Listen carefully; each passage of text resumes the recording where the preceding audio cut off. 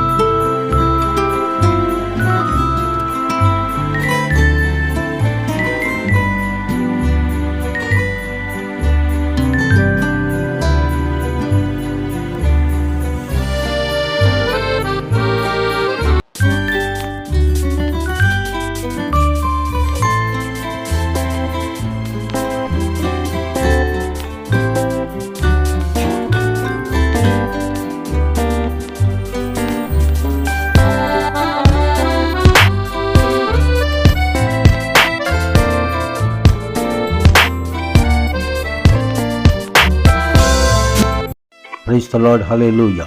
Zion வாராந்தர வேதாகம ஆய்விலே சாந்தத்தை குறித்து நாம் பார்க்க. நான் சாந்தமும் மனத்தாழ்மையுள்ளமாய் இருக்கிறேன், என் நுகத்தை உங்கள் மேல் ஏற்றுக்கொண்டு என்னிடத்தில் கற்றுக்கொள்ளுங்கள் என்று அழைக்கிற கிறிஸ்துவானவர். ஆம், அவரே அவர் சாந்தமாய் இருக்கிறார்.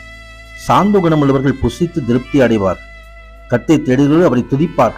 ஒரு இருதயம் என்றென்றைக்கும் வாழும் என்று சங்கீதக்காரர் 22ஆம் சங்கீதம் 26வது வசனத்திலே எழுதப்பட்டிருக்கிறதை நாம் பார்க்கிறோம்.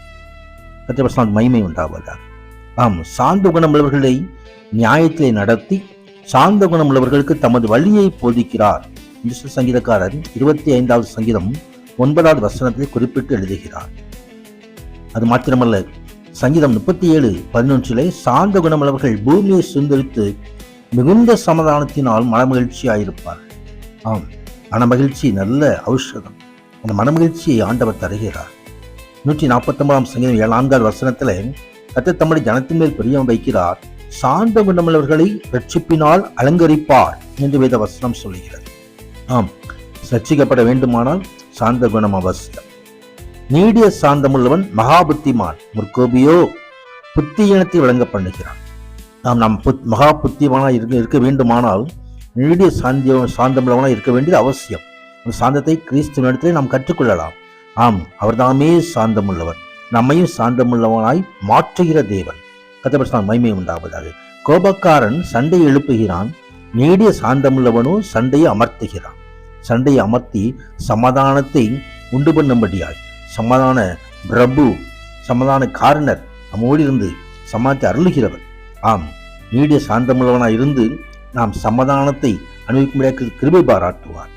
நீதிமொழி 16:32 எப்படியா எழுதப்பட்டிருக்கிறது, பலவானை பார்க்கிலும் நீடிய சாந்தமுள்ளவன் உத்தமன், பட்டணத்தை பிடிக்குவனை பார்க்கிலும் தம் மனதை அடைக்கிறவன் உத்தமன். நாம் உத்தமனாய் நடக்கும்படி ஆண்டவர் தாமே நம்மை சாந்த குணத்தால் நிரப்புவார்கள்.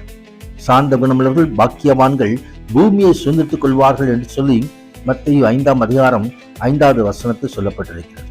ஆம், இந்த உலக பூமி அல்ல, புதிய வானம் புதிய பூமியை படைக்கும் பொழுதும் அந்த புதிய பூமியை சுதந்திரித்துக் கொள்ள கிருபை பாராட்டுவார். சாந்த குணம் மிக அவசியமான ஒன்று. 1 பேதுரு 3:4 சொல்லப்பட்டிருக்கிற அழியாத அலங்கரிப்பாய் இருக்கிற சாந்தமும் அமைதியுமுள்ள ஆவியாகிய இருதயத்தில் மறைந்திருக்கிற குணமே உங்களுக்கு அலங்காரமாய் இருக்க கடவுள். கர்த்தருடைய பிள்ளைகளுக்கு அலங்காரம் எது என்று சொன்னால் அது ஆண்டவராய் இயேசு கிறிஸ்துவில் காணப்பட்டதான சாந்தம். அது மோசே இடத்திலே காணப்பட்டது. மோசேயானவன் பூமியில் உள்ள சகல மனிதர்களும் மிகுந்த சாந்த குணமுள்ளவனாய் இருந்தான் என்று எழுதப்பட்டிருக்கிறதை பார்க்கிறோம். ஆம், அந்த சாந்த குணம் நமக்கு உண்டாயிருக்கும்படி கர்த்தர் கிருபை செய்வார், மன மகிழ்ச்சியினால் நிரப்புவார், ஆசீர்வதிப்பார். ஆமென்.